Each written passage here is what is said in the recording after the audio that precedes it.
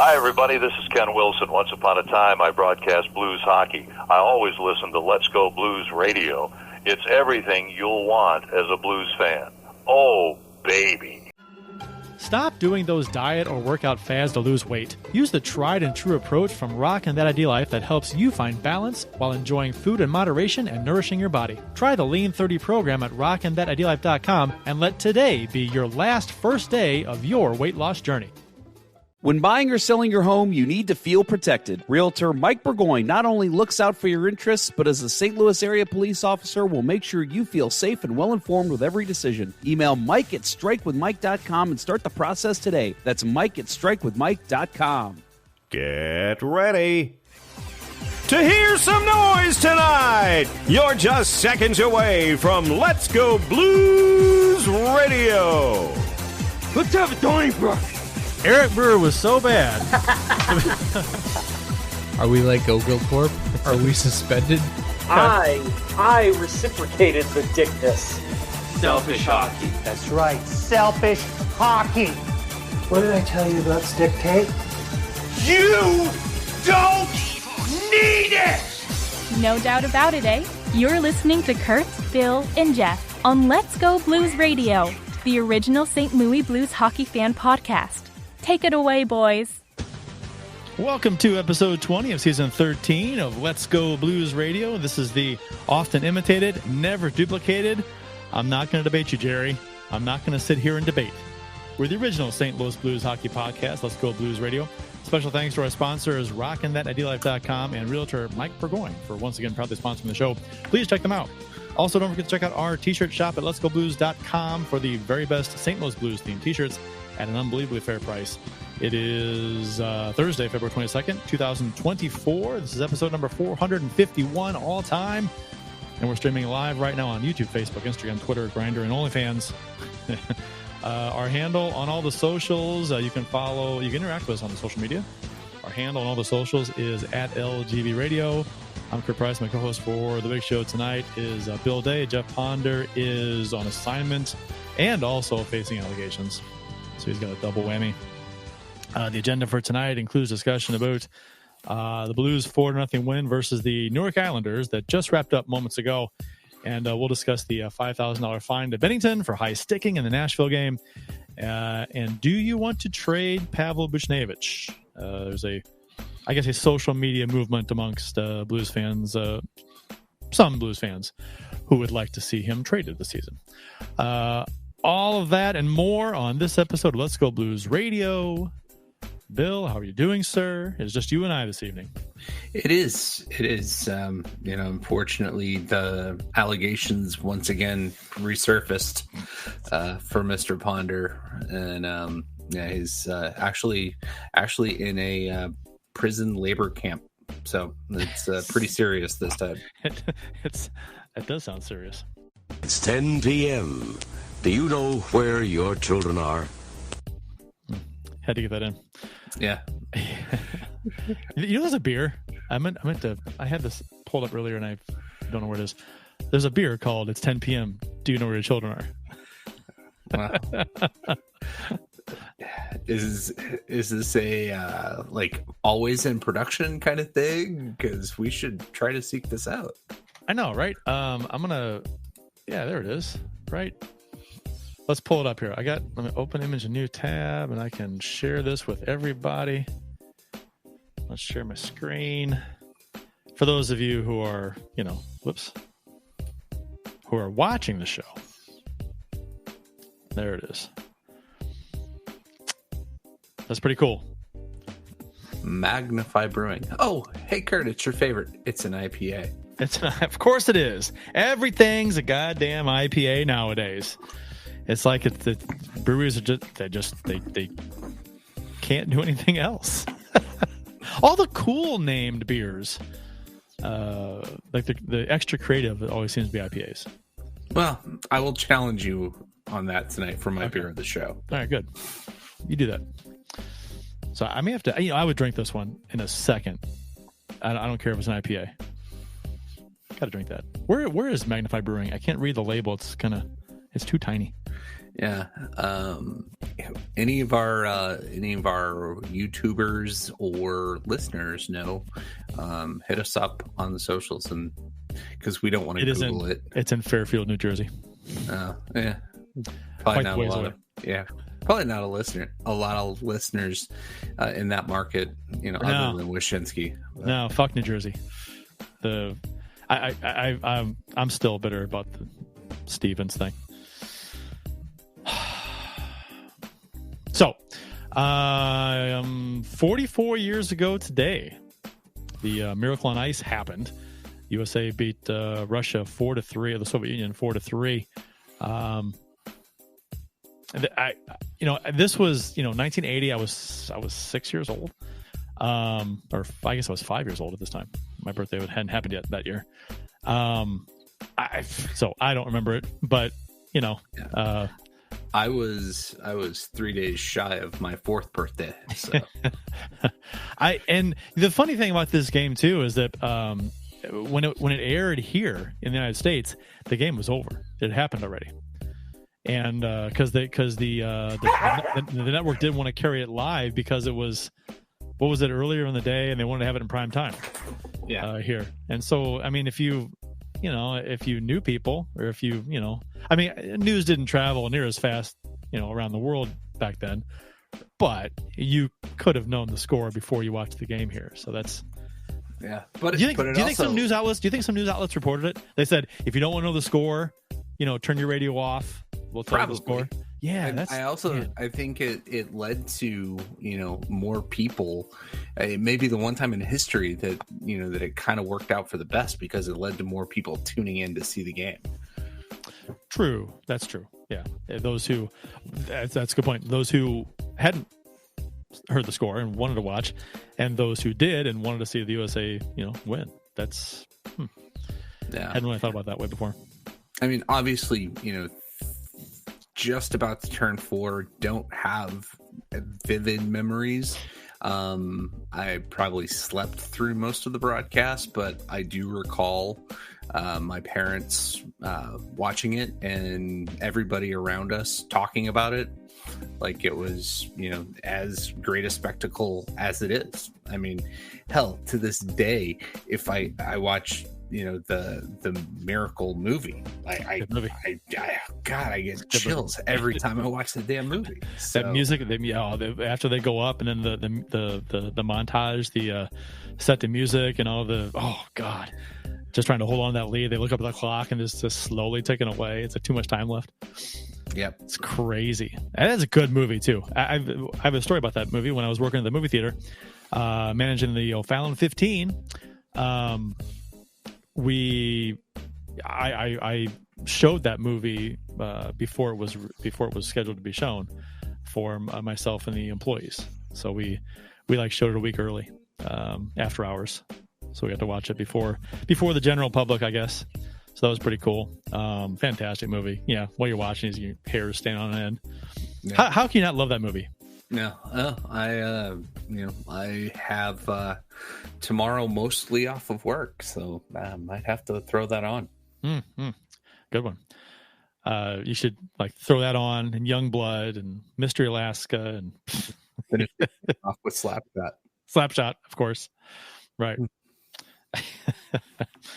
And one thing about that game is that, and they mention it in the movie, but just for a second, about how their head coach didn't know what to do.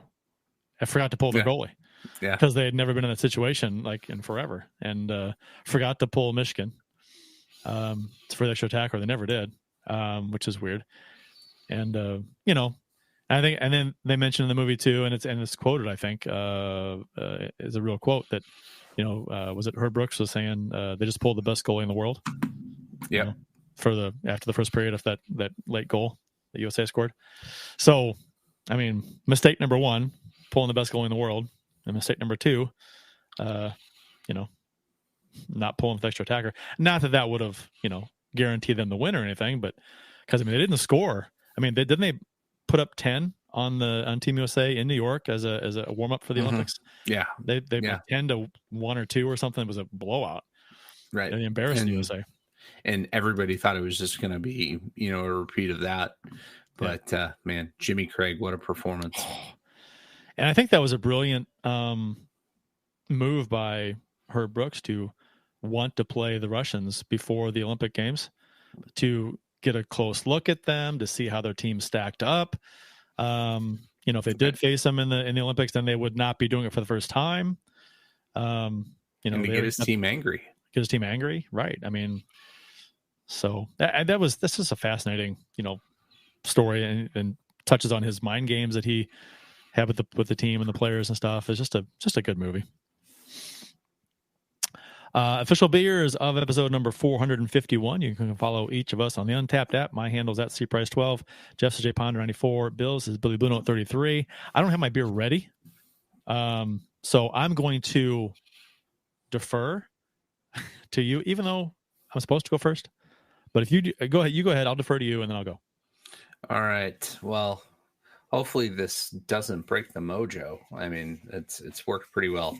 But to challenge you on your idea that IPAs have the most creative names, I am coming at you with a very, very nice Imperial Stout offered by the New York brewer Evil Twin. I thought there needed to be a theme for tonight. So Evil Twin Brewing's Christmas Eve at a New York City hotel room, Royal Suite Edition. It's my beer of the show. So the very first Evil Twin Brewing beer that I ever had was Even More Jesus. Have you seen that one? Yes, and they have a Mexican chili version called Even Más Jesus. I love it. Yes, great. Yes, because the Even More Jesus is I believe it's a stout, right? Yes. Yeah, and I got it at Gazelig. I got it at Gazelig, which is, I think they closed. Did they not? Did Gazelig closed? Yeah, that's kind of sad. Gazelig was kind of a cool place. Yeah, I think I made it there one time. But I went there a handful of times with Amy, and it was fun. They had they had TVs there. They had a bunch of coolers on one side where you can get fairly cheap beer out of a can. You just go there, pick out a can, and you take it to the bar and you pay for it. Or you can choose one of their many drafts they had. So it was a cool place, kind of casual, Yeah, not fancy. Yeah. Sneaky's kind of has that. They have a beer cooler plus a bunch of really good taps. Okay. All right. So my beer tonight is, I'm kind of slowly whittling down my Four Hands Candy Bar Stout selection here. So this is the Almond Joy variety, the almond and coconut chocolate milk stout from Four Hands. So obviously nice. they cannot use the Almond Joy wrapper on the can. Otherwise, that would probably cost a lot of money. Right. They spent all of their trademark getting money on the Voltron series. I think. Right. So. That, which, I mean, except for the fact that they're all IPAs so far. Right. That's such a cool collab that they're doing. I love it. I'm a big fan. I actually, if we make it to a second beer tonight, I was able to pick up a 12-pack of the Candy Bar Stouts here locally at Friar Tuck. So nice. Yeah. Like I said, I think the Snickers one is my favorite. That is the one I will do. Yeah, I had the Charleston Chew, and it's okay. It's fine. Definitely marshmallow, but sure. Yeah, but there's something about peanut butter and stout, that kind of thing. It kind of just goes together well. So you got a dog is he's tearing up something. I hope it's his own toy. He's tried to nest in his own bed, and just he's a weirdo. So I'm going to bring you on, Austin. You ready? All right. Austin has joined us. What's up, Austin? Nothing much, man. How you doing? Just drinking beer and enjoying the Blues, the aftermath, the afterglow of the 4-0 Blues win over New York. Yes. Hey, what jersey you got there? What jersey you got? I'm there? wearing the fisherman. Oh, man. Well, I guess we can. I guess we can say we got fish sticks tonight. Yeah. I don't think I hate that jersey as much as a lot. That jersey is a very polarizing jersey. For some people hate it. I prefer I'm a old school with their logo all the way. I don't hate that one though. Yeah, I love this jersey. This is my favorite reverse retro, I think, from last year. Who is there a name on it? No. Okay. I need to get Mayfield. Yeah. Local talent. Yep, and then I'm getting my Clayton Keller jersey next week. So okay, all right. So you got Maroon, you got yes. Keller, you getting Kachucks. I have Brady in my closet. He's actively in my closet. Has not been playing. Should you admit that? Yeah, I was gonna say, should you admit that on the air? You'll have a SWAT team busting down your door. Great, I can't wait. I need to get Matthew, but I'm waiting to see if the Flames come out with like any new jerseys. Because what's his name? Frederick too for Boston. Yeah, Trent Frederick. Yeah. Can you buy a Boston jersey? Is that in your? It's not. Well, I did just order a Happy Gilmore jersey because we're showing it at work, and I'm gonna try and work it. You know, I have a Boston jersey upstairs. It's a you practice. do. It's a practice. Yeah, you wore it for the. You wore it for what was it? The Ponder Cup. Yeah. And it's got 12 on the back, so it's kind of like it's my number, and Oates is when he was here, but to Boston. So Oates is my guy, despite the. It's like I exit. really want a Bedard jersey, but I don't want to be able to say I own a Chicago Blackhawk jersey. I have no desire. I don't know. But cool. I don't know. So wait till he leaves and go somewhere else. Yeah. Give it 2 years. He will. Yeah. No, and I was going to say you should probably wait till after trade deadline to make a decision on a Keller jersey. Yeah. Get a Chikrin Blues jersey. That's an interesting point with Bedard. You said 2 years, Bill. He is so competitive. And so is so emotional on the ice, and he wants to win so bad. You got to think that after a number of years there, if they're not winning, I wonder what he would do. I wonder if he would want out. Could be like a Mike Trout situation. Mike Trout, who still plays for now? Yes, because he's still there though. Yes. So I'm saying like he's. He might wasted end up like talent. Yeah. Okay. Yeah.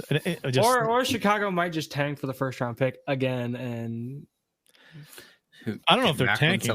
They just suck. Yeah. Yeah. I mean, they don't even need it. Yeah. They weren't going to be good coming into the season. Yeah. Let's see. Ken Morris says, "Us Lynch still recovering from your Route 66 drive with your dad?" Nope. No, that's a big no. Next question. So we got here some Miracle on Ice comments. Ken Morris says he watched the Miracle on Ice live on ABC. How could you watch it live on ABC when it was broadcast on ABC after the game was over? Or did ABC broadcast it live? Or am I wrong about that? Because there are people celebrating in the background behind. It wasn't Jim Nance. Who was that? It was who was that? Al Michaels and somebody outside the arena was before the game started. Before they broadcast the game, there were people celebrating, not celebrating, but like yelling behind them. I got the impression it was because that game was over at that time. Maybe, I don't know. I forgot who it was. The older guy. I think he's probably dead now. That's been 44 years ago. He's got to be dead. He looked old in that picture.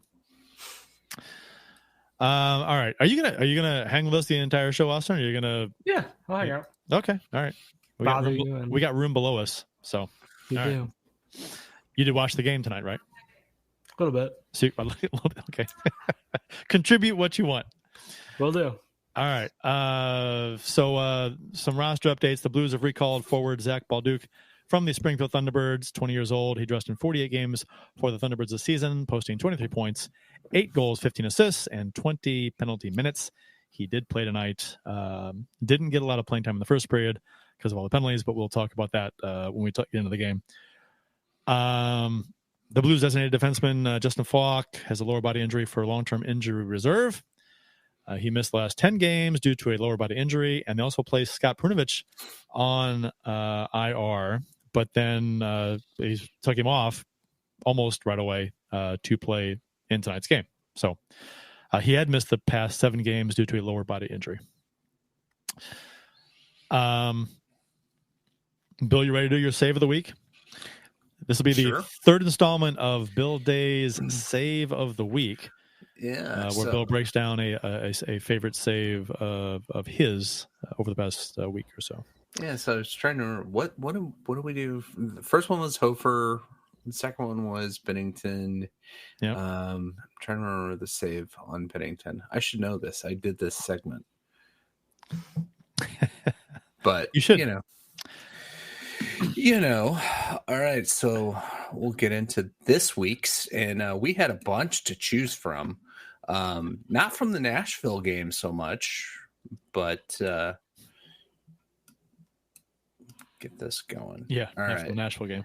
Yeah, the Nashville game, we'll talk about that later, but not that one. So this one comes from the Edmonton game, and we had a couple of choices for Zach Hyman getting stoned by Binnington, and I decided that we're going to go with the second one. So it might have been good to have the first one in the package, but the second one I just thought was better. The first one, if you recall, similar play, cross crease pass, one timer by Hyman into the glove of Binnington. Great glove positioning by Binnington on that. So the second one, as we watch over and over on the loop, is again power play setup. McDavid gets the puck from Nugent Hopkins, coming up right here, and then goes between the legs of Scandella to Hyman, who instead of trying to go back to glove side, pulls it across and tries to go backhand, but Binnington is alert enough and agile enough to kick the leg back and make the save. To me, a couple of things here. Goalie knowing that he has a guy who's on pace for 50. Hyman's tied for 5th in the league in scoring in goals this year, so he's super hot. Playing against the best player in the world is out there setting him up. The first time he went glove side didn't work. You got to be expecting that he's going to try to mix it up, unlike what happened tonight with Palmieri, who just kept trying to go to the glove side. But Binnington, another save where, as I watch it, it just hurts. I'm going to loop it one more time. I like how Krug kind of saved the day there. After that great save, he pokes it away just so because the rebound's sitting there. Right. And Hyman is going to get to that play, but a goalie makes the first save. Defenseman's got to be there to bail him out, and Torrey Krug just in time. His positioning has been suspect in the last a few of the plays over the last week, but here he makes a great play to come in and clear the puck before Hyman gets back to his forehand to pot it. So, but just watching Binnington, he doesn't overslide. He stops himself. He does, he could have totally kicked too quickly and pulled himself out of position, but he anchored himself, got his trailing skate, the left skate, inside the post, slowed himself down, and was able to spread out, get kicked back across. You have to have incredible tone to be able to do that and not just rip every muscle running down the right side of your body. just beautiful save by Binnington. He had so many good saves in this game, so many great saves tonight.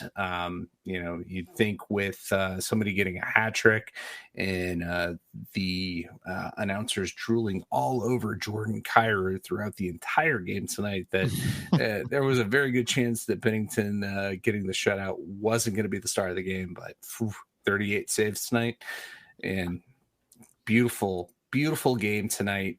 Great effort. The score of this game was 5-3, but to shut down the high flying Oilers, that's a pretty damn impressive show from Binnington, robbing Hyman twice. Yeah, and I was wondering if both saves were going to be in that montage, because when I think didn't Ponder say that the glove save by Binnington, isn't that when he said, I think we have our save of the week, and then right after it, like a minute, 2 minutes later, this one happens. It's like, well, shit, now we have two to choose from. Good Lord, this one is probably the more athletic of the two, right? So it's like, this is just more impressive, especially if you're a goalie. You understand, though, this is much tougher. Right. And it's we go back to that debate that we had, that Ponder finally gave it on the pass coming across from a lefty to a righty, getting the one-timer. Hyman, on that first shot, Hyman got all of it, and he had great placement, but Binnington just had the right placement. That's more of a reaction save, where this is more of a recovery save, and it was just a thing of beauty.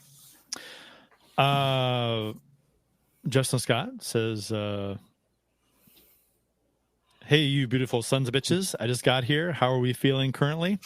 We're going to get into the Islanders game here in 1 second, seeing as this is a post-game show. Right. But yeah, I think we're all feeling pretty good about the game. So we've had a couple of gems for post game shows. I know. Right? Roar Bacon being the first. That was the best, right? We do our very first post game show ever, which was years ago, and it was ahead of the time, right? We know we're doing this ahead of time. We announced it before the game, and it's the Roar Bacon game. Unbelievable. I was like, couldn't I? It was Blues and Blackhawks. So it was an easy decision to have for a post game show, and to have it be that game. It's like, wow. We are due for a break. So on the other side of this break, we're going to talk about the Blues 4-0 win over the Islanders, which will be a lot of fun to talk about. This is Kurt, Bill, and Austin on Let's Go Blues Radio. We'll return after these messages.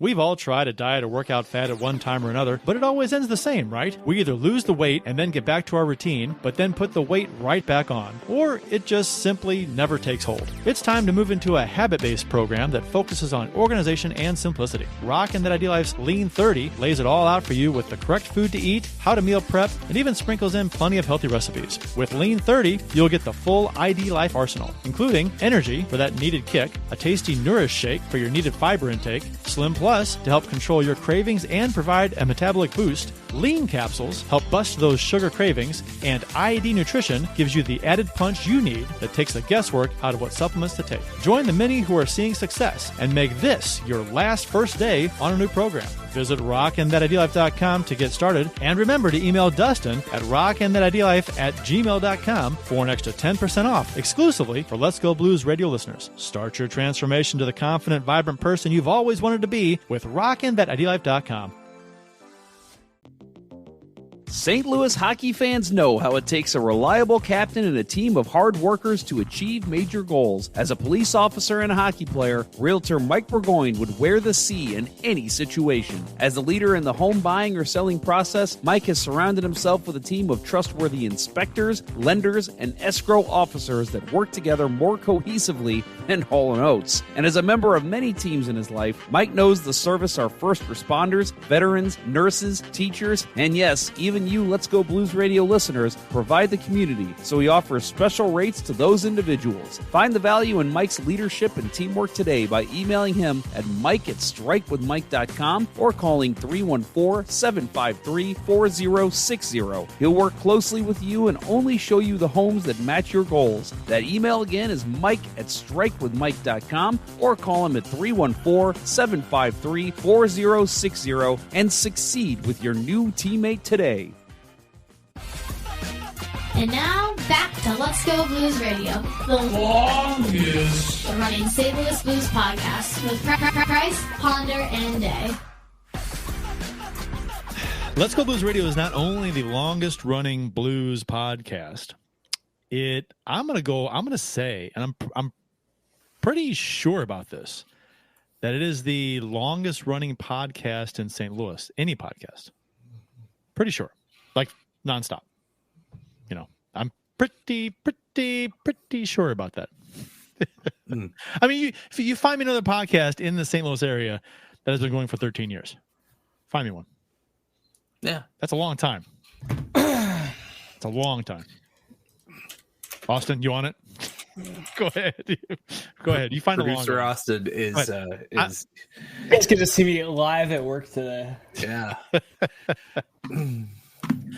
He's got the scent. He's going after it. Right. Yeah.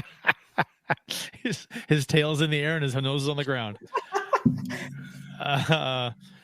Ken Morris says, when Bender's on his game, there are none better. He and Glenn Hall are my two most favorite Blues goalies ever. Oof, that's a big statement. None better? I mean, I love Binnington. And I think when he's on his game, he's damn good. You mean none better all time? You can't mean that.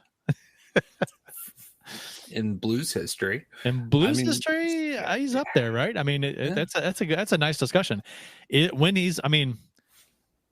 I guess you can say that about any goalie. You know, when they're on, that's the game that you. And I guess when they're on is when you want to think that that's how they are, and if they are that way most of the time, then that's who they are. Is Binnington on his game most of the time?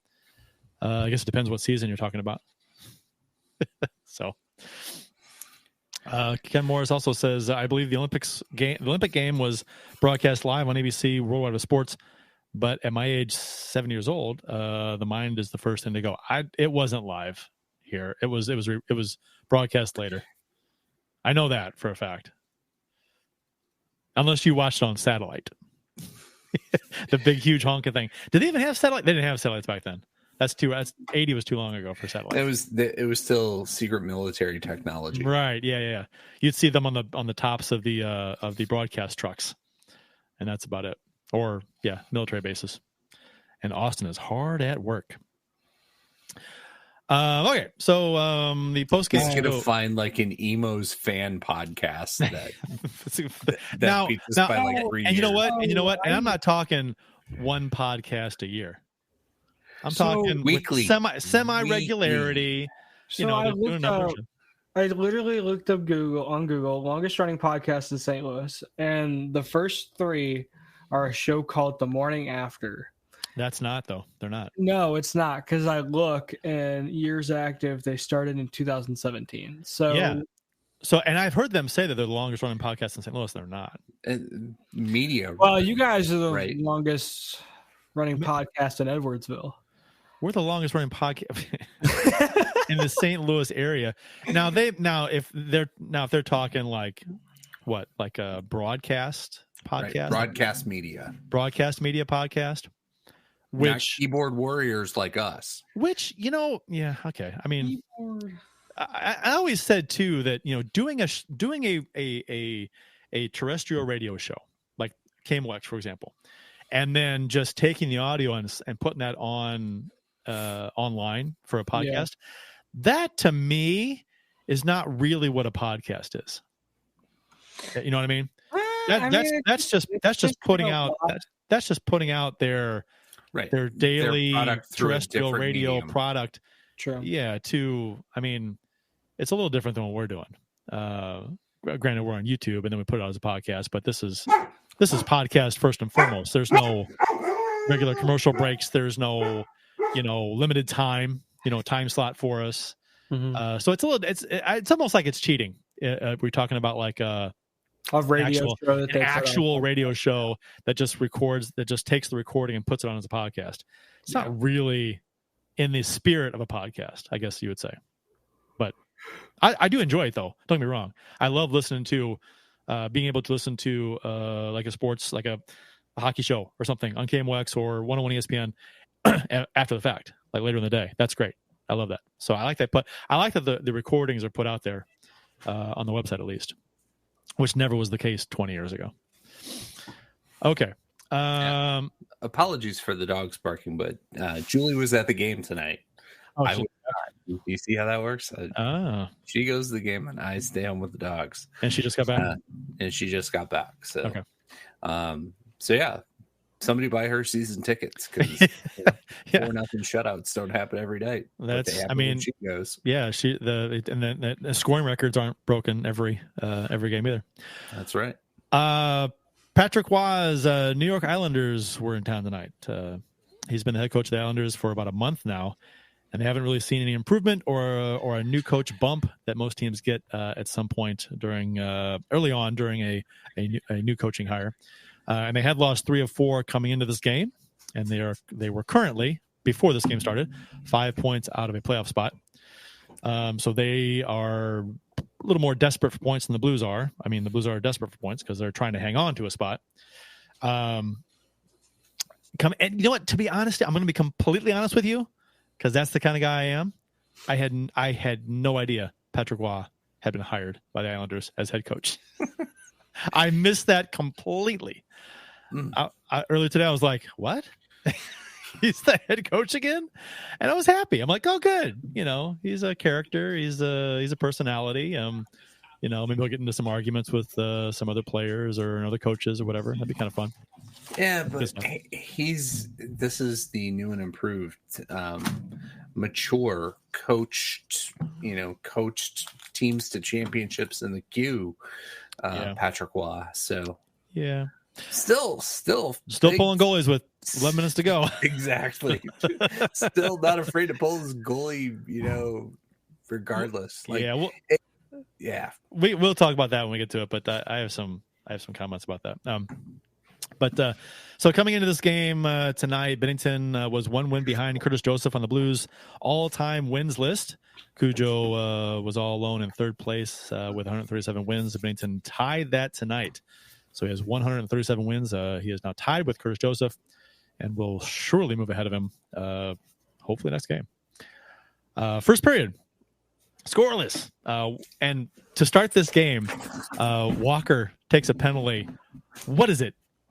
10 seconds into this game, he commits a penalty, and then his play stopped a little bit later. I had the game on, and the puck dropped, and I turned to look at the TV what I thought was a few seconds after the puck drop, and I see the referee's hand in the air already. I'm like, motherfucker, are you kidding me already? And a few things piss me off in this world than taking a penalty on the first motherfucking shift of the game. I hate that so much. I hate it. And it set the tone for the rest of the game. I mean, just back and forth with the penalties and power play opportunities, especially the first period. Yeah, right. Yeah. The Blues did outshoot the Islanders 8-6 in this period. Bolduc, who made his NHL debut in this game. So the clock starts, I guess, on my comments right on Zachary Bolduc, as far as his whatever it was, 35, 37 games with the Blues for his career, with the over-under, whatever that was. So he didn't play much in the first period because of all the penalties. Doesn't kill him, doesn't play in the power play. And he actually went 10 minutes without seeing a shift in the first period. And the only time I even noticed him on the ice was in the very last minute of the period, the closing seconds, when there was a shot that went wide where he was cutting in the net, and he had a chance at a redirect, but he couldn't do it. So that's like how my coach played me in high school. Just like you'd sit the bench for 10 minutes straight. Unfortunately, yeah. Tough to get the juices flowing. Yeah, I know, right? I mean, but you got to tell your coach, hey, coach, how are you expecting me to do anything if I'm cold every time I go on the ice? I've recovered from warm-ups already. I could. It's got to be rough. Now. It's got to be rough to be sitting for. I mean, if you don't get that regular shift, it's. I mean, it's never happened to me. Fall asleep. Fuck you, Kurt. Your feet fall asleep on the bed. Yes, dude. Like all the blood flow, like just going to my feet. My skates are already tight. Like, how do you tighten your skates? Everyone laces their skates differently. Like I would always pull from the front and then go. See, I would always lace them real tight to start, and then as I got farther up the boot, they were looser, so I could bend my ankle. I could have more flexibility with my ankle. I wasn't a tight lacer up top. That was me. So, the Blues. How do you lace your skates? Not this is like a riveting discussion for this show, but how do I? Yeah, are you like tight all the way? Or are you like? I'm tight the entire boot, and then when I get to the top, go behind and then come back around the front. Okay, so you wrap around, but you lace them pretty tight the whole way. Yeah. Okay. Yeah, I was always more of I want to flexibility. I just felt I was more stable. Okay. All right. You're an ankle bender. Yeah. All right. You've seen me play. I have. Okay, so second period, Blues were outshot 20-10, but they were outscored the Islanders 3-0. And if you blinked, you missed the 3 goals the Blues scored. Back-to-back quick goals in the second period for the Blues, 32 seconds apart, a new franchise record for fastest 3 goals scored. The Blues' previous record for fastest 3 goals was 36 seconds in a 6-5 win versus the Tampa Bay Lightning on April 15th, 1993. In that game, Kevin Miller scored at 1938 of the first period. Bob Basson scored at 1948 of the first period, and then Basson scored again 14 seconds into the second period. So, man, Kevin Miller, Bob Basson. Blast from the pass. The first of the Blues goals tonight, the first goal was a backdoor weak side that was abandoned by the Islanders. This was vintage St. Louis Blues from last season. They just completely abandoned backdoor. Saad was wide open on the power play. Buries a power play goal on a great pass by Sundqvist. Perfect execution on the space given by New York. Something we saw happen by the Blues a lot last season, I said, and those with those backdoor goals. And just 7 seconds later, 7 seconds, that seems impossible, but it happened. Buchnevich scores his 20th of the season, and the Blues' second goal of the game. The Blues did win the faceoff after the Saad goal and broke into the zone. 2 Islander players chased Kyrou as he cut to the boards and kind of curled back to the point a little bit. And then Kyrou slides a slick pass to Thomas, who was darting towards the center, towards the corner instantly, and it has a 2-on-1 down low. Thomas makes a perfect pass to Buchnevich, breaking down the middle, who tucks a shot up under the bar, which he had to do because Varlamov had gotten across in time down low. So he had to go high, and he smoked it. It was a beautiful shot. 25 seconds after that goal, Buchnevich strikes again. The Blues break out of their own end, rush up the ice. Thomas carries the mail into the zone, finds Kyrou in the high slot, who then feeds Buchnevich for a one-timer from the right side and in. Kyrou's second assist of the game. I have accused him recently of trying to be a playmaker when he's not a playmaker. He's a scorer, shoot the fucking puck. But he does have 2 assists in this game so far in the Blues' first 3 goals. So this it was funny because if you went to the bathroom or if you went up to get a snack or something or anything and left the room, you come back, it's 0-0 and you come back, it's 3-0. Can you imagine that if you left the room and come back and it's 3-0 from when it was 0-0? So you did that. Yeah. You did that tonight? Yeah. So I had gotten like a notification that our mail came. I had some things I ordered. Our mailboxes are weird. We have communal mailboxes like in the middle of our neighborhood. So yep. I got up to go get my stuff. I come back and it's 3-0, and I immediately check Twitter. You're like, is this right? Bally's, get the score right. Come on. Yeah. I check Twitter. I see everyone posting the video. I'm like, oh my God. It was bananas. Yeah. Sounded like it was amazing in there. It sounded like playoffs. It was. I mean, can you imagine being? I'm sure that game was bonkers. We should ask Bill to get an analysis from Julie about how loud the crowd was for that third goal. Yeah, I was getting the inside scoop on everything that went down in the game tonight. Okay, all right. Yeah. So you want to share details or anything? No. It's drama. I will be facing the allegations next week. Oh. Okay. If I share. All right. This might be the end of Bill Day. Yeah. The end of days for Bill Day. So I was thinking about this game. Whenever this, like, okay, so back in the day before DVRs, right? Early 90s, right? You're watching the game, and if you went to the bathroom or went to get something to drink or eat and came back, you missed it. There was no getting it back. You couldn't rewind it. So something like this that happened back in the day, it's like, you've missed it. It's done. DVRs, I think, have become such a commonplace in society. I don't think it's one of the best inventions for consumers of video TV. DVRs are amazing. Don't take them for granted, kids. DVRs weren't a thing not too long ago, and they're quite amazing. That's like an old man. You do, but if anybody from Spectrum is listening, get better about your DVR. Like, I should be able to like you still have. You're making me consider switching to DirecTV so that I can pause live TV. You still have. Why can I? Yeah, you still have hardware. Oh, no, come on, Bill. No, I full streaming Spectrum package. Oh, but their cloud DVR just cannot pause live TV. I would have to wait. Yeah, I would have to watch the recording instead of the live broadcast. Oh, that sucks.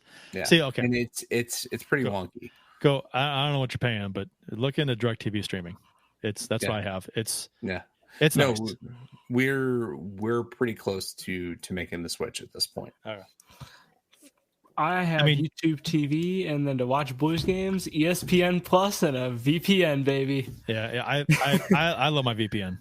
Yeah, I got fed up with the VPN during the pandemic, so I decided I would pay the subscription price. What do you use for a VPN, Austin? Express. I use IP Vanish. That's what I use. I think it's I've had. Sounds a little sketchy. I'm not gonna lie. That's great. IP Vanish, fantastic.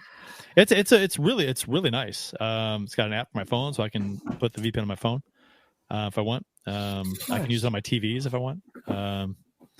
It's pretty cool. I've had it for years now, and I've had no issues.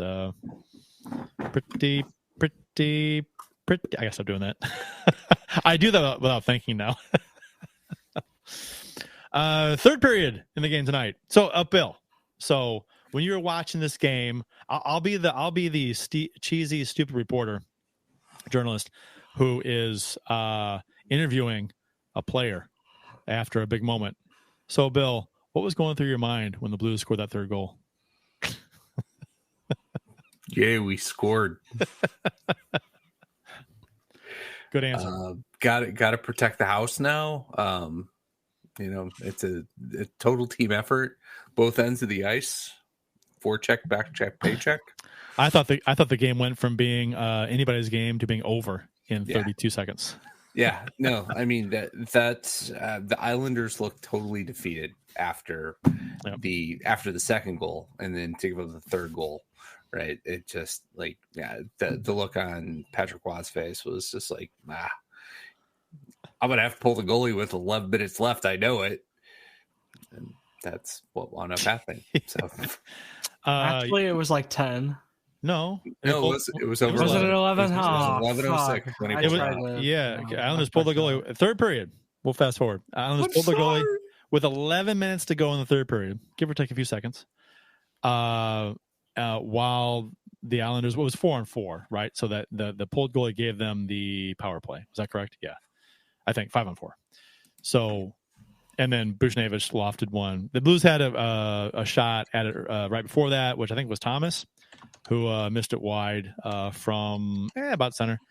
And then Buchnevich lofted one into the empty net from center for the hat trick. And Waugh did this all the time with Colorado. And I like it in the sense that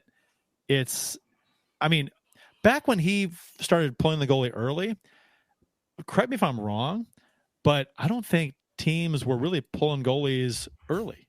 Like if you're down by one, I think it was still pretty commonplace to wait for like a minute and a half, 2 minutes at the most to pull your goalie with if you're down by one. But Waugh would do it with 3, 4, 5 minutes left to pull. So they erroneously reported that he once pulled a goalie in the second period. Might have happened in the juniors, but not in the NHL level. If you Google search Patrick Waugh pulled goalie second period, you get like all kinds of highlights about him pulling the goalie in the third period, as much as 14 minutes left in a game. Well, I imagine that his strategy at the time is not to keep him pulled. It's to take advantage of opportunity, like say a power play, so you get a 2-man advantage because you need to go. Like in the case in point tonight, 11 minutes to go. Is that early? Hell yeah! But I don't think in his mind he had any intention of keeping the goalie pulled for 11 minutes straight. He's pulling the goalie to get a power play chance here, to create a man advantage because they're down by 3. Period's almost half over. They need something. And so I have zero issues with him pulling the goalie here. They need a goal. They weren't getting anything. He's trying to shake things up. 4-on-4. Yeah, it was 4-on-4. So he's pulling the goalie to create a power play. So it didn't work out for him. They didn't really have a lot of puck possession, and the Blues got the empty net goal. It is what it is. I have zero problem with that gamble. If it was 2-0, I say this is stupid because it's still too early. But 3-0, you need that goal to make it a 2-goal game. And he saw an opportunity to try with a man advantage to do it. I have no problem with it. It's fun. It's interesting. It's as a team, when you pull your goalie with that much time left, it's gotta feel like you're out there with your dicks out. Just because you're like you can't. It's like, oh my gosh, we have no goalie, and there's 11 minutes to go in the game. It's not like a minute and a half where you're like, well, might as well. We're going to lose the game. We got to, it's a Hail Mary. But there were 11 minutes to go. So, it's an interesting, thought because as a goalie, I absolutely hated getting pulled.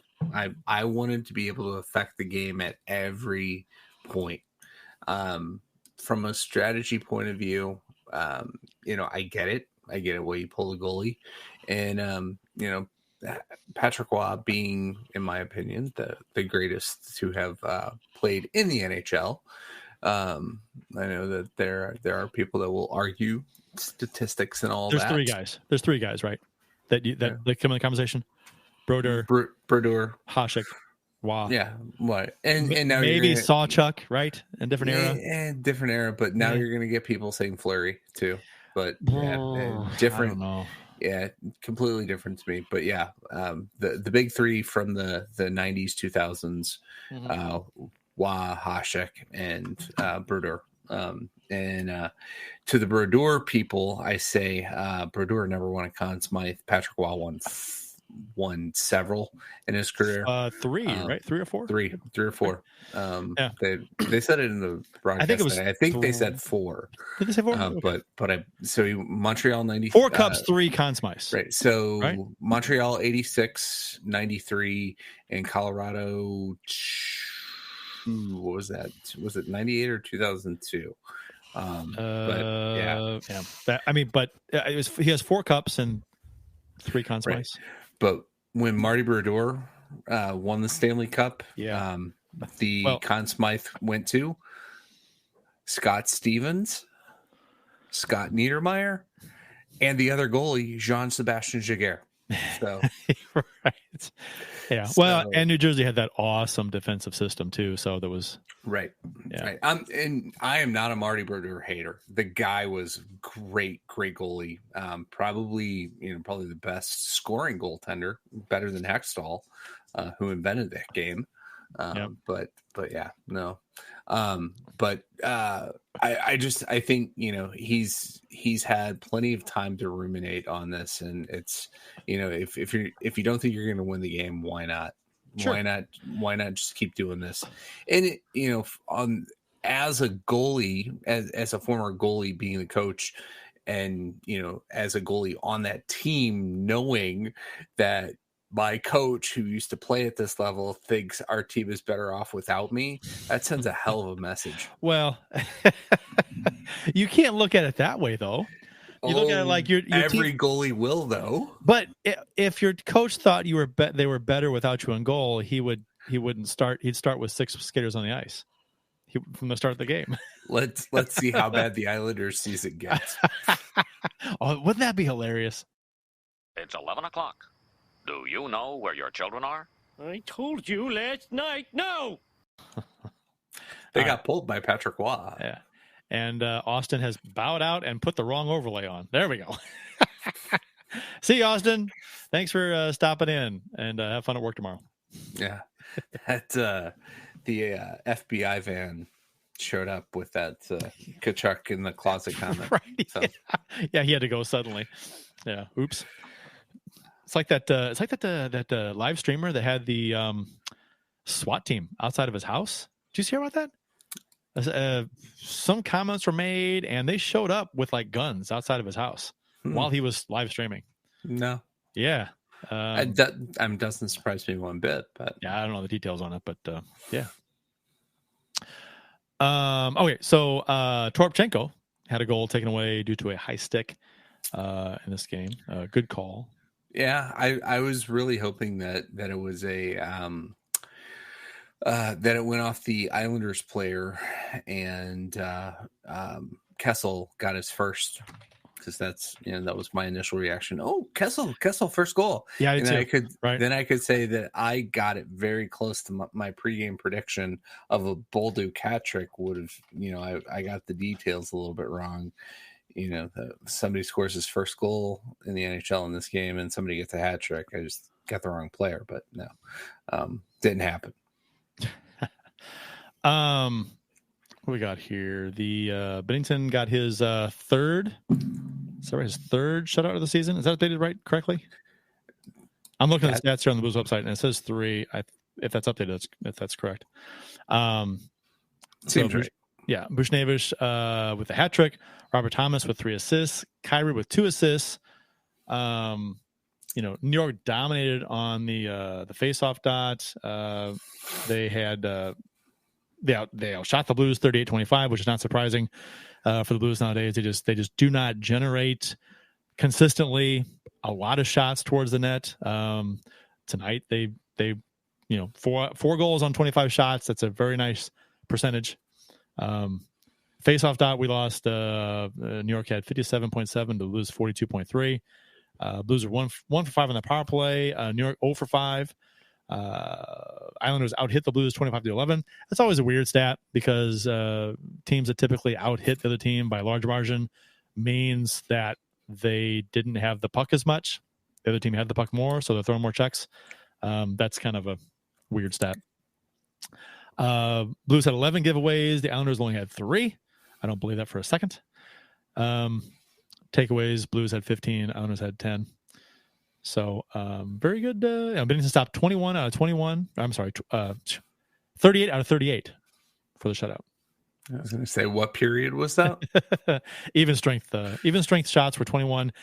16 saves on the power play. 16. Yeah, including several high danger scoring chances from Kyle Palmieri.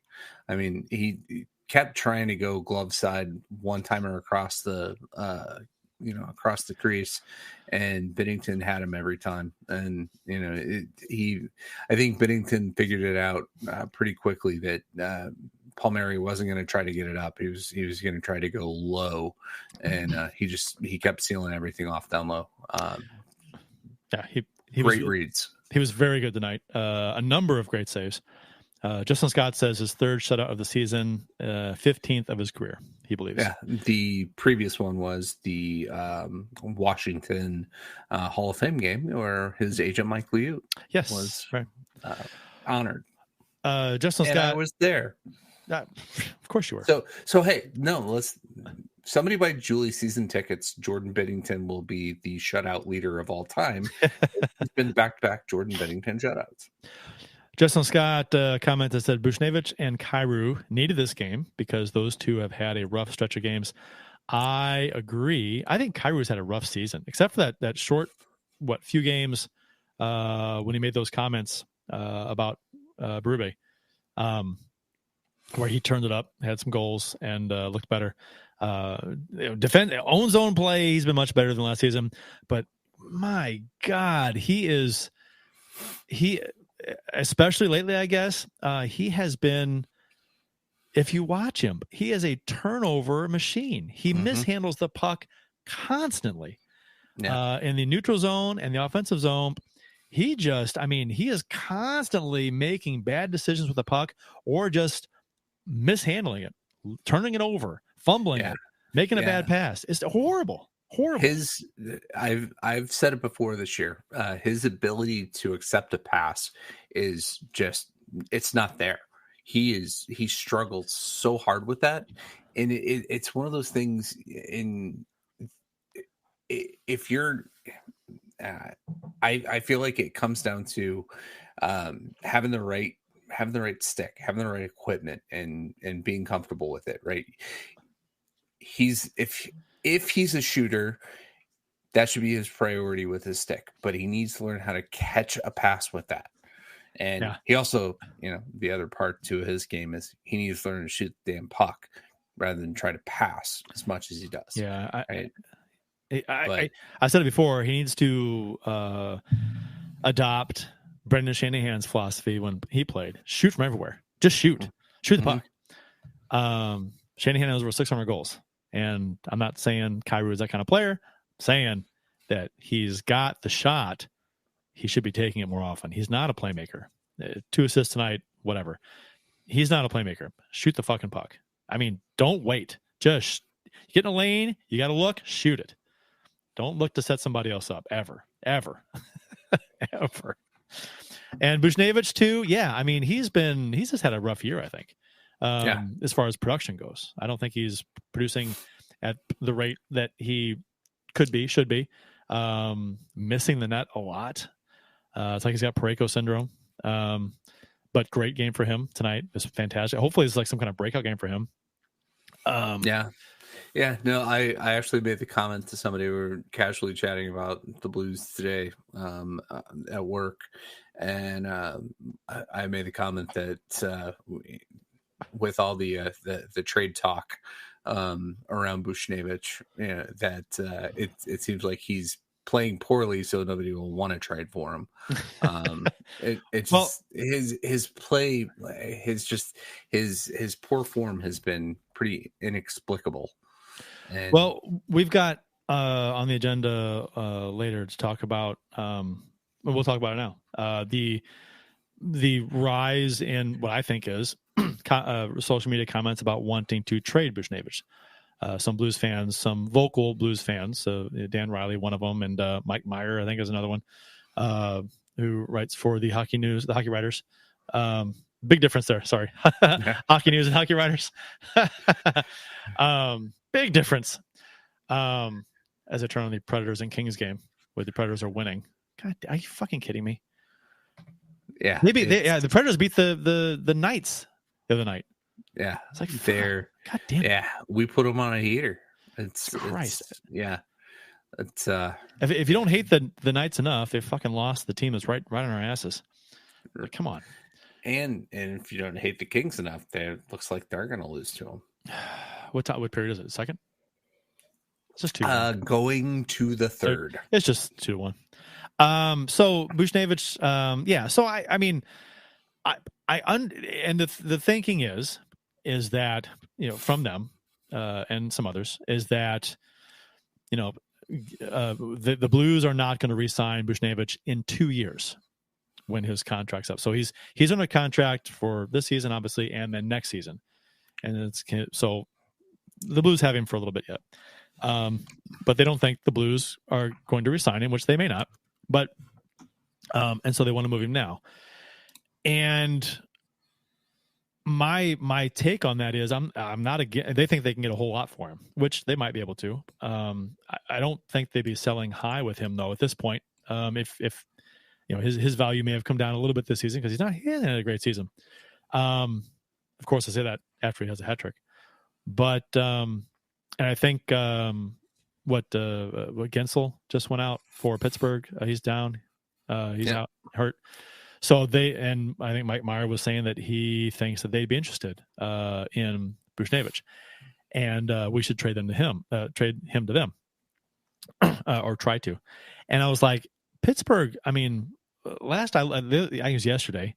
They were 10 points out of a playoff spot, and I'm like, they've got to go on a run, get closer before they make any big moves to. Why would they make a big move, give away assets? I mean, they're trying to maybe make another run with Crosby and Malkin while they still, you know, and they're, you know, still productive. But I just I think they're too far out of the playoffs to give away a lot for a guy like Buchnevich. You know, I don't see them like that. To me, a team that would acquire Buchnevich would be a team that would be like going for it, right? They're acquiring him to help be legit cup contender or put him over the top. Vancouver, oh my God, if they acquired him, Jesus Christ. But so I don't know. I mean, I understand why some teams want him, but you know, I think Mike Meyer was all about him signing in like Pittsburgh. We drooling over him. And I'm like, I don't know if they would be, because they're not in the playoff. I mean, 10 points out with 28, 29 games to go, whatever it is, 30 games to go. That's essentially out of the playoffs. You got to go on a run. 10 points out right now is a lot, and they got to pass 4 other teams. So and they do have. I think they have a couple games in hand too, so that helps. But still, that's a lot of points to be out of the playoffs at this point of the season. So yeah, and you know, if they made a minor move tonight, compared to acquiring Buchnevich, but they got Bemstrom from the Blue Jackets, so that probably is their strategy to replace Gensel for you know, up until the trade deadline, and then, you know, if they don't improve, they're probably sellers, not buyers, and they're not going to bring in a Buchnevich. Exactly. Exactly. They have to close that gap. They have to be basically right on the bubble, like tied for a wild card spot or something. And then maybe they want to, and even then, how much are you going to give up for a guy like Buchnevich? Are you going to give up a lot?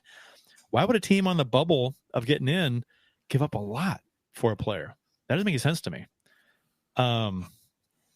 Unless they expect to get guys back from injury at playoff time. I don't know. I mean, I don't think Pittsburgh would be interested in Buchnevich, giving away a lot for Buchnevich. I'll say that. What it would take to get him. And I think the Blues, there's no way the Blues trade him while they're in a playoff spot this season. If the Blues fall off the table and they fall 6-8 points out of a playoff spot come the deadline, then I can see them maybe trading Buchnevich, you know, because they're going to be sellers, but not as long as they're in the playoff in a playoff spot. There's no way. This franchise wants to make the playoffs. Mm-hmm. They missed them last year. They do not want to miss 2 years in a row. They want the playoff revenue. I understand the thinking that, you know, you want to, you know, get assets for guys. You know, I get it. If you're not going to be a cup contender, I understand that thinking. But I've said it before. I've always been a guy that, you know, if you're in the playoffs, you stand pat. I would not sell any key pieces, because you never know what's going to happen in the playoffs. You might upset a team in the first round. Playoff hockey is amazing, and let's not forget, hockey is entertainment. So, I would love to see the Blues try and knock off a team in the first round. That'd be exciting. You go back to the Colorado and Blues series from a couple of years ago. That was a fun series. I mean, Colorado played really well against us, but man, the Binnington was on fire. You had the water bottle. I mean, who wants to trade those stories for stuff, right? I mean, come on. Right. So, and JR, friend of the show, Jeremy Rutherford, put out an article on this today. And, the Blue, this is a retool, not a rebuild. And trading of Buchnevich that's what you do in a rebuild. And Tom Stillman isn't going to tolerate that. He can't afford to, right? This team is thin margins. They need to push to make the playoffs. You're not going to do that with Buchnevich. Maybe if somebody comes along and is able to offer you like some insane package, 2 firsts and a top shelf prospect. That's not going to happen though. Yeah. At the deadline, if the Blues are on the outside looking in, you consider it. But right. But I'm saying that as we stand right now, no way in hell. I'm saying that offer would not present itself to us. That's a lot. No, and that doesn't happen in this day and age in the NHL. No. I think, and I've always said that I'm not against trading anybody if it makes this team better now and in the future. That's a no-brainer to me. Trade him. Anybody. I'm talking Thomas. If you can acquire an elite center and an elite defenseman I'm talking hypothetical craziness. But if you get like a really great package for somebody, yes, trade them. If they don't have no trade clause, nobody's untouchable to me. People, some fans throw around so-and-so's untouchable. No, they're not. I mean, hypothetically, if I can offer you a shit ton and you'd be stupid to turn it down. I know you like the guy. The guy could be a Hall of Famer in the future. But, I mean, what if you get 2 Hall of Famers in return? I mean, come on. No one's untouchable. Wayne Gretzky was thought to be untouchable, but his owner got into financial trouble and needed the cash, so it happened. He was traded, and then he was let walk. So, I mean, whatever. Yeah, but by another owner in financial straits who went to prison. Craziness. I think. Justin Scott, no Thomas, stay you fucker Kurt. I know what you mean. And again, that was hypothetical. But yeah, I mean, come on. This is not going to happen, but you tell me if you're offered McDavid for a Thomas, you're not going to take it? Come on. But again, I guess we're talking realistic trade proposals, right? And in the real world, a realistic offer for Thomas, you're probably turning it down. Because you just assume keep Thomas, right? And I get that. So, but again, right? Like the Islanders came to the Blues to say, let's Matt Barzal not working out here. He and Robert Thomas, pretty much the same player. You want to make a 1-for-1 trade? You don't do it because Robert Thomas is going to be, he's year or 2 younger and has shown potential, captain qualities down the road. Right. He's part of the fabric of this team. You're not going to make that trade. And he's already got, fan acceptance and fan favorites are a thing. I think the fans love him here. So there's no sense in tearing that down to hopefully rekindle that with somebody else either. So that's he's Thomas's money to the Blues, as far as, having a nice product on the ice, a productive product on the ice, even though we've complained about the offense this season and the shots on goal not being where it needs to be, but I don't think any of that lies on Thomas. So anyway, the Buchnevich trading thing, I am not against. Is Toronto's beating Vegas 7-3? I just looked up and saw that. Is that true? Good Lord. I don't. Buchnevich. I would, if I were a gambling man, I would say no. I'd bet on him not being traded this season. I don't think he'd go in the off season unless the Blues were, trying to retool their defense and included him in a package to bring in, something for defense. I don't know. I could maybe see that, but not until this offseason. Probably not until next season. Yeah, if they're panicked that Justin Falk's injury is a career ender, maybe you make a decision that, you know, if there's a better candidate on the market this year than you expect to be out there later, maybe then you explore making that deal now. But it's got to be it's got to be a move that isn't going to completely mean you're out of the playoff hunt this year. Yeah, and I just don't understand. I don't fully understand people wanting Buchnevich traded. I've heard their reasoning. I guess I understand it. I just disagree with it. I respectfully disagree with those who want to, because we're not top tier cup contender, they want to sell. And I've been vocal before about that mindset that I don't agree with that at all. I think, there are a reason that teams in the playoffs, no matter where they are, they don't sell. They want playoff revenue. They want to win some games in the playoffs, or they want to put themselves in the best possible position to win some games and possibly a round or more in the playoffs. Upsets happen, right? All the time, actually. And Colorado, unless they can figure out a way to bring in somebody like Jacob Markstrom, they're just an injury away from a real quick exit in the playoffs if Georgiev goes down. Yeah. So I think. And one last point on the Buchnevich talk. Yep. He has moved himself. Chris Johnson's moved him up a spot above Vladimir Tarasenko on this year's big trade board from Buchnevich at 7, Tarasenko at 8, Jake Gensel, who's on IR, at number 3. So take it for what it's worth. I'll be shocked if Buchnevich is traded, because that means the Blues will be getting a haul for him. Mm-hmm. And I just don't see that happening. I don't. He's not getting traded this season. He's not. I would bet money on that. So anyway, the Blues previous games leading up to this one, the Blues did beat the Edmonton Oilers 6-3 on home ice for their 8th win in 10 games at the time. Big 4-goal second period. Won this game for the Blues. They had 15 shots on goal in the second period. Shocker. Funny what happens when you shoot the puck and it goes on net. Some go in sometimes. So Neighbors had a goal and 2 assists. Thomas had a goal and 2 assists. Kyrie Buchnevich, Crew, a goal and assist each. The Blues actually outshot Edmonton. Edmonton outshot the Blues 38-30.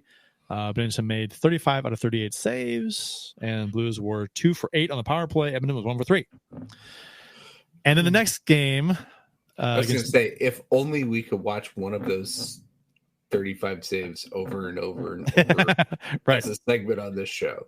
Did we watch, was it over under on the amount of times we watched that save was 35?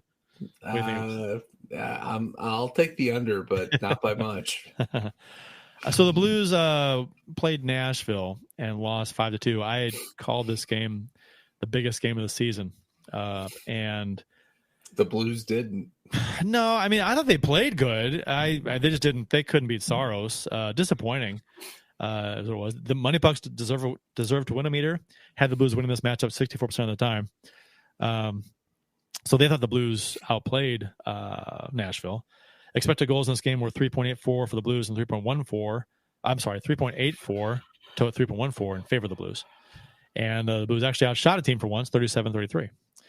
And so I think this couple incidents in this game I want to talk about. The Sissons goal that put the Predators up 1-0 in the first period, I don't think should have happened. And I forgot who it was that ran into Binnington, but he ran into in the head, kind of spun around, and it took him forever to stand back up. He was kind of on his knees, sliding back and forth, like he was stunned, jostled, rattled from that hit to the head. No call, which I thought was ridiculous. And as soon as he stands up, they scored probably 15 seconds or something after that collision.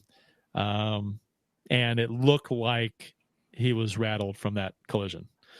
So, I mean, yeah, I think he clearly was. But typical Blues turnover in the defensive zone that set up the goal. Hate to see it. I forget who it was. Want to say Krug was involved, but the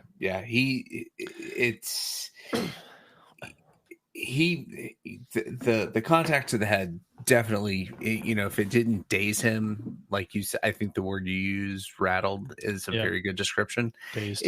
It's tough. It's tough to come back from that right away, especially if they make good contact. As a goalie, I would like to see play halted when things like that happen, but it didn't. Yep. So maybe a little vigilante justice is in order. Maybe. I'm trying to. Justin Scott said Binnington should have played Nashville. Shouldn't have or should have? You probably mean shouldn't have, I guess.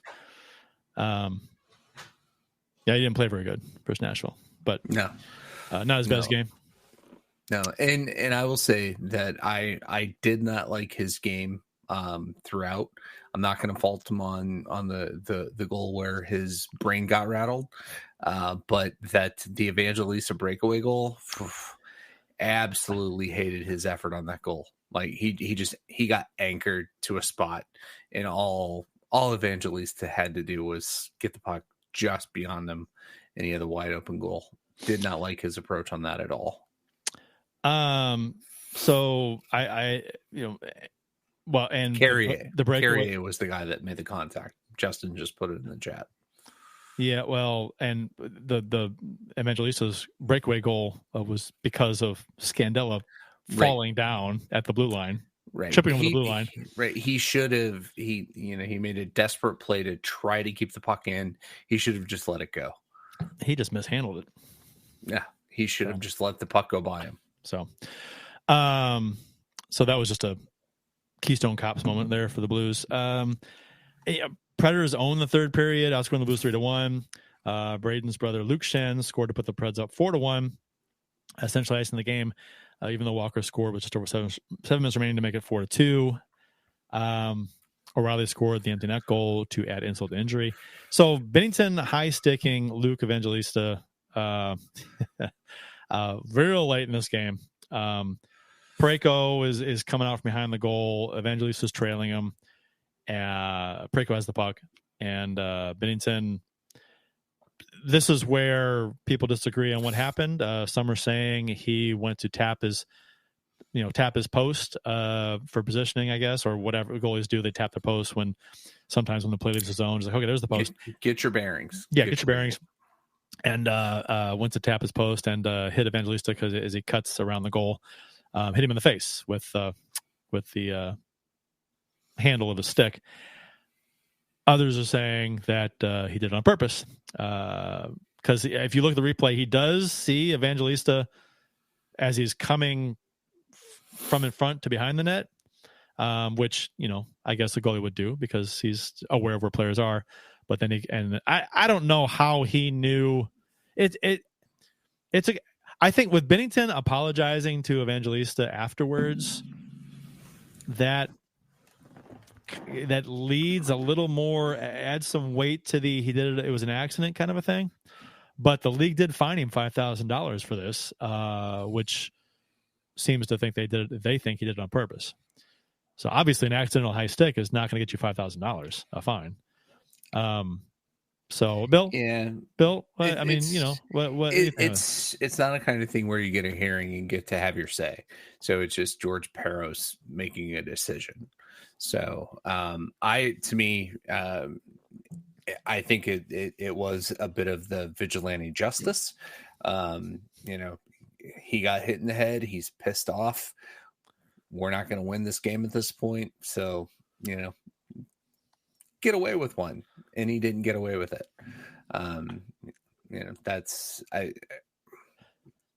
To me, I thought it looked it felt to me like it was on purpose. Yeah. And I don't blame him. No, I don't blame him. And I mean, I guess only Binnington knows, what actually, happened. And I get it. Hockey players or certain hockey players, a lot of hockey players are notoriously known for seeing an opportunity and taking advantage of it to, smack another player or give him a shot. Kadri diving on Binnington was a perfect example. He saw an opportunity, got hit from behind. He saw an opportunity, got hit. Oh, let's just fall into Binnington. So it happens. Players do this all the time. They'll take advantage of an opportunity to hit another player and act like it was an accident. It happens all the time. So there's that aspect of this. It does happen. So I honestly do not know. I understand both sides. Good arguments can be made. What I think is funny are those that when you see the social media posts of people that are just adamant, yelling, screaming that it was either on purpose or that it was an accident. I'm like, you don't fucking know. You can't tell for sure. I mean, you might have your opinion. That's fine. But don't act like it's the end all be all opinion. That's kind of goofy to me. But I think him apologizing does. Why would he apologize if he did it on purpose? Assuming it was an apology, right? It could have. It wasn't mic'd up, so no. Those but words were. Binnington could be the greatest actor in the history of time. That's true, and they did say, and Justin Scott pointed out they did say it on the broadcast, and I heard that on the broadcast too that he did apologize. Granted, I'm not sure if there's video of that him apologizing. I'm not sure I've seen video of it. So either way, I thought that was. I was surprised by the $5,000 fine, to be honest, because that seems very presumptuous. Well, to me, it's George Soros trying to appease people. I'm not going to suspend him for this, but I'm not. Yeah, I said Soros. Wait, I'm bringing in. Wait, some crazy conspiracy. This is a Wheel of Fortune puzzle before and after, right? Oh God, I just brought in some Trumper conspiracy theories into this. Oh, George, yes, it's George Soros conspiracy. No, George Peros. UC Soros. Probably trying to take some heat off of him. At least not having to listen to people bitch about what a dirty player Binnington is because he hit him with a fine, and fine is a fine is a fine. Oh yeah. So Justin Scott, the clip of Bedard slashing. Who was it that came together with Bedard as a goalie?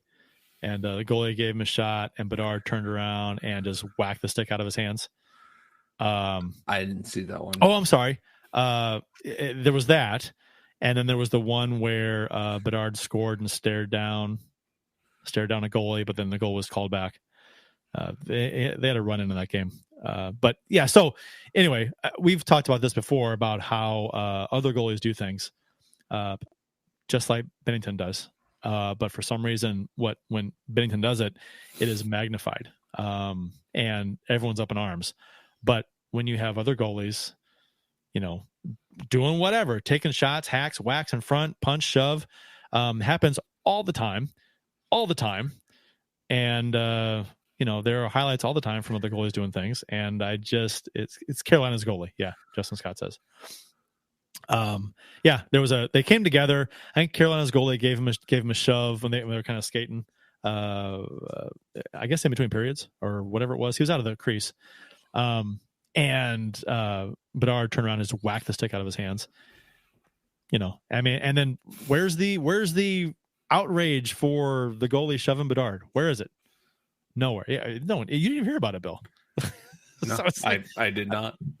Yeah, it's just comical to me that I saw a YouTube video earlier today when I was looking up stuff that somebody made one 6 times. Binnington was a crybaby, and they had one of them was somebody came into the crease and Binnington puts his hands up to basically block the player from coming at him, and the glove made contact with the face, and I don't know. He's dirty. He's dirty. Son of a bitch. It's so overblown, and people lose their shit with anything Binnington does, and it's embarrassing at this point. I think people have created this persona for him that, I mean, yeah, he's done some stuff, sure. A couple of things that were high profile, sure. But I mean, this is 99% of the things he's done has been like just kind of like nothing plays, a shove, a punch, whatever. It's something all goalies do. I don't get it. Yeah. I don't get it. He is a villain outside of the St. Louis market. Oh, sure. It's just that's the persona he's got. It's weird, and people hate him, which is fine. But I think if you were to ask them and say, "Oh, he's dirty," I was like, okay, so show me what he does that no other goalies do. He Why is swung it him? his stick at that guy's head that one time. But missed him by 5 feet. Had no intention of hitting him. People blow that out of proportion too. I mean, what he did was stupid. It looked dumb. Mm-hmm. He shouldn't have done that. But it was almost like he skates over the cadre, swings a stick, and it's basically a fuck you thing. He misses him by 5 feet. He has no intention of hitting him, but he swings his stick. And so if you as a fan, you see it from a different angle, you can't tell how close he is. And it's, oh my God, he swung at his head. No, he didn't. He swung it up, but it missed him by a mile. It was just like a fuck you thing, which was stupid. He shouldn't have done it, but people make it into more than it was. So I don't know. And there's no fine for that. There's nothing. So I don't know. And yeah, Justin Scott says Fleury, Marc-Andre Fleury is notorious for being that guy as well. And he's praised. So, and he wanted to fight Binnington. Man, that should have happened. God, should have happened. Yeah, that linesman should be as hated as Don Denkinger. I'm sorry. You got that wrong, sir. I mean, I don't want to be an apologist for Binnington because he had this season. No, he's got like one incident this season. That's the stick, right? That's it. Right. That's it. It's a stick that could have been accidental. Right. And people are, right. The antics that we've heard about over since the Kadri shit, it's not here this year, right? He is a mature, veteran NHLer at this point, and he's playing like it. And people have their opinion, and they're not going to let it go. And I get it, and I think those people that have those opinions are typical people that don't watch him play. They'll see highlights. They'll see that highlight of him doing something, right, twice a year, right, and that's all they remember. Right, and they'll look at stats guys and get their take that he's just not that good. Yeah. But yeah, he's pissed off because he's losing games. His numbers aren't very good, and of course they say the stuff, and they don't watch him play. They don't. It's comical in a way. Okay, so the Blues did lose this game 5-2 against the Predators, and they had lost. The Predators had lost 2 straight and won for just the second time in 7 games heading into this game. Binnington did stop 28 out of 33. St. Louis was 1 for 4 on the power play. So was Nashville. And this game allowed Nashville to come within 2 points of the Blues. The Blues had 1 game in hand. So, and then Nashville beat Vegas the other night to tie the Blues, and now they're beating LA right now 2-1 in the third period. Then they could keep pace with the Blues with a win tonight. So, root for LA if you're up. Right. Where LA's, LA would have to go cold again, like super cold again, for us to catch them. So yeah, let's go Kings. I'd much rather solidify that that last playoff spot than worry about catching a team in front of us. But I'd much rather see Will Ferrell than Dirk Bentley or right. Tim McGraw or a catfish on the ice, right? Oh, that's so weird to me. That's like, oh, Detroit has an octopus. We need something too. No, you don't. No, you don't. No, you don't need to throw dead animals on the ice. They don't have to. It's weird enough Detroit does that. It's no, just let it go. You have your own thing. Don't pick some other dead fish and throw it on the ice. Dead mammal, whatever it is. Trust me, as a guy that's unknowingly sat next to the guy that had the octopus in his jacket, it's disgusting. I couldn't figure out what the smell was. Thought the guy spent too much time in Brooklyn before the game. But yeah. Has anybody ever been? I don't expect you to know this. I'm just like talking, but I wonder if anyone's ever been thrown out of a game for throwing an octopus on the ice in Detroit. Probably not. Not in Detroit, but in St. Louis, I bet you they might. Yeah, that's a good point. Not in Detroit though. Which is interesting to me. It's like you throw an octopus on the ice, that's okay. But what if you're a Nashville fan and you're in Detroit and you throw a dead catfish on the ice? That'll get you kicked out. Why? Why would that get you kicked out, but not the octopus? I mean, you open that barn door. Homerism. Right. Yeah, sure. That's exactly it.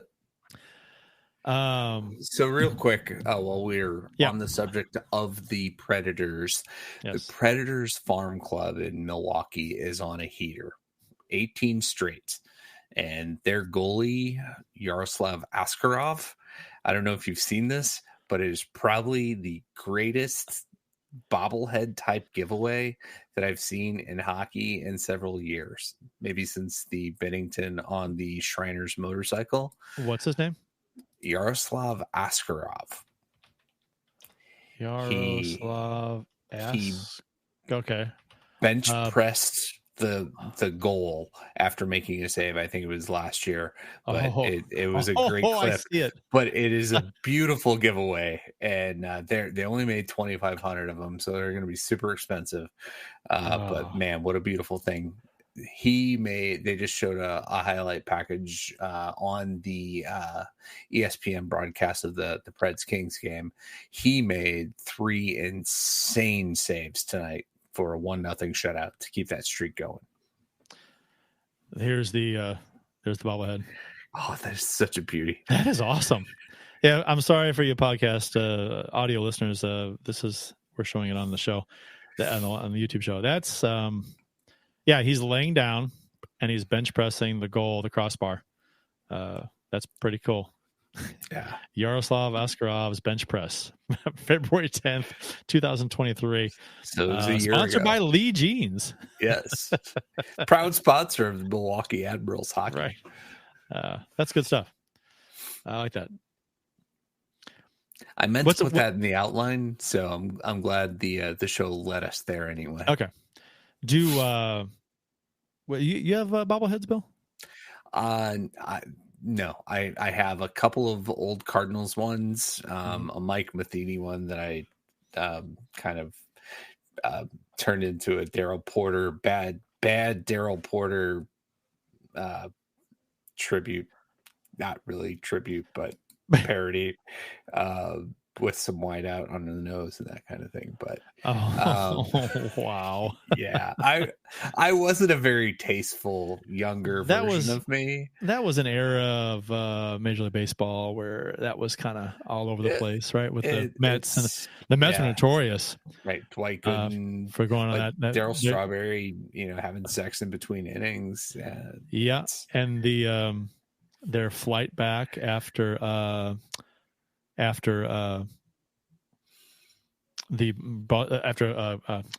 what's his name? Buckner. The Buckner game, yeah. Their I guess their flight after they won Game 7 in that series. That was the next game after the Buckner game. Their flight back. I guess Game 7 was in Boston. Yeah. And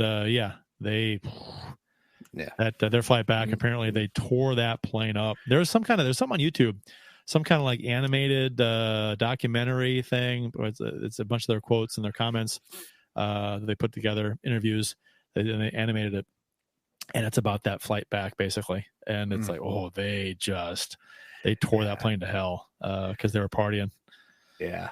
So I can only imagine mid 80s in New York winning a world championship that nobody expected. Yeah. Yeah. But back to your original question, Yeah, I have one hockey bobblehead, and that is the Ryan O'Reilly giveaway from 2 years ago. Okay. I got behind me, I don't know if you can see it. It's kind of small up on the shelf there. There's a Binnington holding the cup right there. Mm-hmm. And then over here, I've got Pat Maroon sticking his head out of a big rig. Yeah. Which is pretty cool. That's a neat bobblehead. It's a big one. And don't you have Darren Pang up there? I have Darren Pang is right there. Yeah. Yeah. Darren, it's the Fox Sports Midwest, him with the microphone with goalie pads on. Yep. That's pretty cool. From the Winter Classic. Yep. And I got a Chris Pronger one over there on the side of the room. And I don't have a ton of bobbleheads. I like them. But I also have a Layla, who is right next to Pang up there, which was given to me. Not the most flattering bobblehead for someone. Right. It's a poorly done bobblehead, I think, but it is what it is. Yeah, I do have several Cardinals ones. My one of my cousins was a big collector and had a bunch of duplicates. So somewhere I have a Willie McGee. I have the Jack Buck and the Mike Shannon behind the microphone ones. That's cool. Yeah. That's cool. Those are good old days, Cardinals baseball. After the Nashville game, the Blues lost back-to-back. The second back-to-back against Toronto, 4-2 on Monday afternoon. Hofer was in net for this one. Wasn't really surprised. We talked about this last show, who would get the second game against Toronto. Binnington got the start versus Toronto in Toronto last week, took the L, so Hofer got a shot in this one. I get it. Nyes scores early in the second period to put Toronto up 1-0. Inside outed Parayko, and then just a beautiful shot. I mean, this whole thing, I think people were on Parayko for this, but I'm like, I guess, but I mean, it was just a fantastic move and a fantastic shot. I'm just like, I saw this, I'm like, well, fuck. That was a great move and a great shot. I mean, you tip your cap to the guy. That was good. I mean, it's tough. I don't think Parayko played it that poorly. He went wide on him and Parayko shoved him, and it was a good play. Yeah, highly skilled guy. Yes, right. One of those things is like, how do the Leafs with as much success as they've had over the last several years get a guy like that, right? Draft a guy like Nyes. Yeah. It's insane to me. Saad did tie up on the power play in this game. His slot shot deflected off of a Leaf player in front and by Samsonov. Lucky-ish goal, fine, whatever. But in this game, lost 4-2. Not enough pucks on net for the Blues in this one at all. Second game in a row against Toronto where they just not gotten a lot of shots on goal. I think they only had 13 shots through 2 periods. I think halfway through the third period, they had like 15 shots. It was just like, come on, guys, this is not enough. Back-to-back poor showings against the Leafs, but to me, I have the goofy start times: 4:00 Saturday against the Predators, noon on President's Day against the Leafs. You're gonna get those anomalies, but there's another. I hate them. Isn't there a 2:00 game or 4:00 game on Saturday? This coming Saturday, I believe so. It is 4:00 Saturday against Nashville. Yeah, in Nashville this time. In Nashville, yeah. That would have been, you know what? That was the game that I think we at the beginning of the season talked about possibly going to. Yeah. I know I got my kids that weekend, and that's actually, my daughter has a band competition in the morning. So it's probably good I didn't go to this game. Ended up, I would have missed that. So I would have been not happy about that. And then Monday, 12 o'clock versus Toronto. Ponder put us in there. Yeah. That's what he put. Yeah. That was this week. I was going to say, okay. Yeah. Never mind. Old info. Let me pull up the Blues actual schedule here. Right, we got yeah. What am I talking about? Saturday against Nashville. Scrap all that. Right. That'll get edited out in post production. That's my bad. I didn't check that. That was from last week. Noon Saturday against the Red Wings. Yeah. No, 11. Yeah, right. 11 noon Eastern, 11 Central. 11 Central against Detroit. When was the last time we played Detroit at that hour? Jesus Christ. It was the day of the Preakness, and Justin Applicator scored with a broken stick in overtime, and they wouldn't review it because NBC had to get to the Preakness. Didn't they say it wasn't reviewable, that play? At the time, you couldn't review that thing? At the time, right. And then the next season, they made it reviewable. That was bad. My daughter, I was livid, and that was years ago, and my daughter was young, and she to this day she remembers having that discussion. She was sitting on the couch watching with me because she's a sponge with sports. She loves like asking questions and just absorbing information about sports. And I just showed her on the screen and said, that's a crap goal. That shouldn't have counted. Here's why. Look at the replay. You broke it. You can't do that. You can't score the broken stick. And she was like, well, why did they count it? And I'm like, because the referees didn't see it at first, and then they can't review it. It's not allowed. And she's like, that's not fair. I'm like, I know. That's not fair. Bullshit is what it was. Yeah. Well, and that was I think that was last season that we were in the same division, so it meant something. Whereas, this weekend's more just a homecoming game, right? With Blues North. I'm sure. Well, we did a show. We talked about that goal back then. So we've been doing this for 13 years. I should find that show and see what we said about it. I'm sure we're all pissed. Find that clip and insert that over the gaff of the schedule. Right. Yeah. 11 o'clock Detroit Saturday. And then they play Tuesday, 7 o'clock in Winnipeg. And then Wednesday we play Edmonton again, 7:30. So next week we'll probably have a Thursday show if we can. I'm not sure I can make that one. We'll see. Yeah, this is first trip to Edmonton. We've had 2 West Coast swings that have gone Calgary to Vancouver instead of interprovincial Calgary to Edmonton. So, bizarro. Justin Scott says, I can just picture Kurt yelling and throwing his hat down in disgust. Yeah, you have no idea. I had to control myself a little bit because my daughter was right there. She was. How long ago was that? How many years ago was that? 6? No, more than that. I was at my other house. It's got to be that was 2016 or 17. 16, right? Probably 16. So that's 8 years ago. Yeah, and she was like 6 years old. So I was at my other house, so it had to be like 16, I think. 2016. Ish. Applicator scores broken. 15? March 22nd, 2015. Okay, so she was about March. She was 5, going on 6. Oh, God. There are 2 goals. There are 3 goals. Well, there are 3 moments in that house, or 4, I guess. I remember with the Blues. Actually, more than that, but the Taze breakaway on Miller. In the playoffs that ended that in overtime that ended that game, and against the Blackhawks, and then that Applicator goal, and the Blues losing I think that series of the Hawks, and me going outside and just yelling "fuck" as loud as I could, and my daughter hearing me from inside the house, and then the Blues losing to the Sharks in the conference final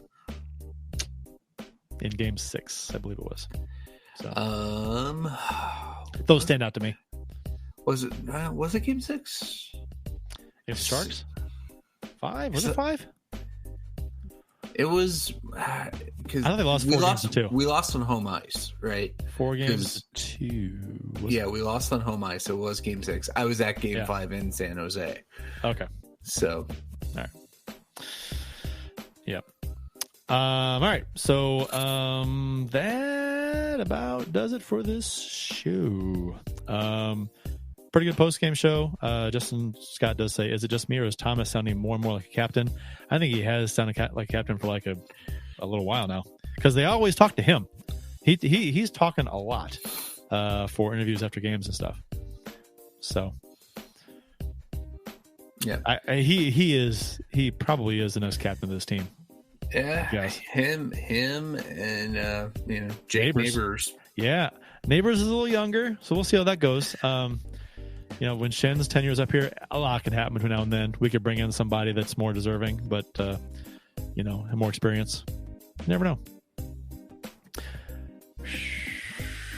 Anything else, Bill? We're gonna shut her down. What other option do we have, Earl? None. Let's Go Blues Radio has been brought. Let's Go Blues Radio has been brought. Now I'm questioning my words. Has been brought to you in part by Rockin' That Idea Life. You can get 10% off by emailing Dustin at rockinthatidlife@gmail.com and tell him Let's Go Blues Radio sent you. And by realtor Mike Burgoyne. Give Mike a call today at 314-753-4060 for all of your home buying and selling needs. That's 314-753-4060. That'll wrap up episode 20 of season 13 of the original St. Louis Blues Hockey Podcast, Let's Go Blues Radio. Thanks for listening, and thanks to those who participated in the YouTube and Facebook live chats during the live show. We hope you enjoyed it as much as we enjoyed bringing it to you. For the MIA Jeff Ponder, Bill Day, and producer Austin, I'm Kurt Price. Until next time, everyone, give Binnington a break. Let's go Blues. Let's go Blues. The Chiefs are at home tonight against Cyanosport at the War Memorial at 8. Good seats are still available. A look at sports. I think that went very well. Thank you for listening to Let's Go Blues Radio. Now take off, hosers. I want you to have a heart attack and die so that we never have to do this shit again. Well, there's 90 minutes of your life you'll never get back. Sorry. St. Louis Blues, St. Louis Blues. Have you heard the news about our St. Louis Blues? They've only just begun, they're on their way to number one. Now there's no more blues for our St. Louis Blues. The Blues are on the ice tonight again. They're rough and tough and got the stuff to win. They'll always get one more, no matter what the score. They are quite a hockey team, my friend.